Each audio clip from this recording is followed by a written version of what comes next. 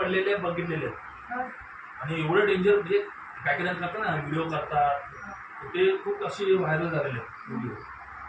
Mobile अशा पण येतं मोबाईल पण व्हायरस असतो ना मोबाईल मध्ये खेचला जातं काय कशा काय करतात पण नाही.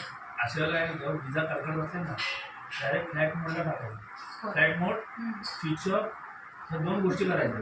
त्याच्या व्यतिरिक्त तुम्हाला काहीच चान्सच नाही.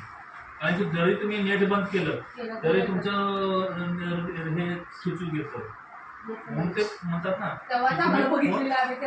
फोन उचलायचा नाही आणि वायफाय असं तर त्यावेळेला लाईट गेला नाही तर वायफाय पहिलं बंद करायचं. वायफाय तिथे नेट आपलं चालू असतं ते खेचून घेतो वीज.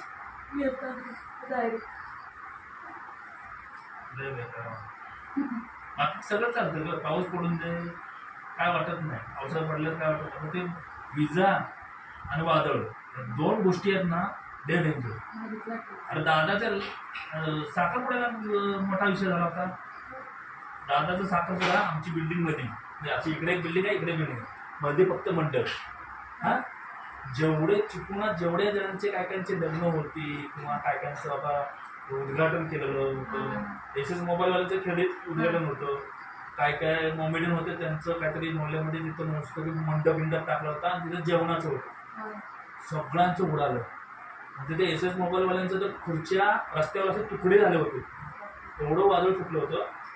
आणि माझे ओळखीचे होते छत्रवाडीत ते म्हणले की अरे रोहित आमच्या इथं झाड पडले म्हणजे मला येणं शक्य नाही. काय प्रॉब्लेम नाही. मला पण माहिती आहे की वादळ एवढं भयानक सुटले की बघा फक्त आमचं मंडप आणि वहिनींच्या इकडचंच मंडप.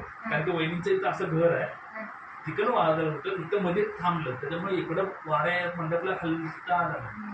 मग त्यांचा फक्त मंडप राहिला ना आमचा मंडप करायला इकडे बिल्डिंग मध्ये मंडप त्याच्यामुळे आमचा मंडप राहिला. तर काय खरं नाही. भरपूर जणांचं त्यावेळेला मंडपाचं नुकसान झालं.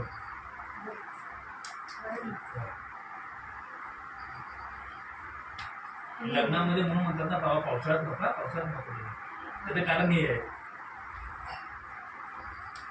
आणि यावेळेला मे महिन्यात पण लवकर सुरू झाला पाऊस. मे महिन्यातच पाऊस सुरू झाला. त्याच्यामुळे माझं कामं पण खूप रखडली. पावसाळ्यात नसतं. पावसाळ्यात जरा स्लॅकच असतो. तर ते कसं रिपेरिंगचं किंवा कोणाचं काय असेल ना बेरिंग देणे किंवा रिपेरिंगचं असेल ते करतो. रिपेरिंगचं आहे. आता त्याबरोबर आता सिलिंग पण सुरू केले. इलेक्ट्रिशियनचं पण आहे.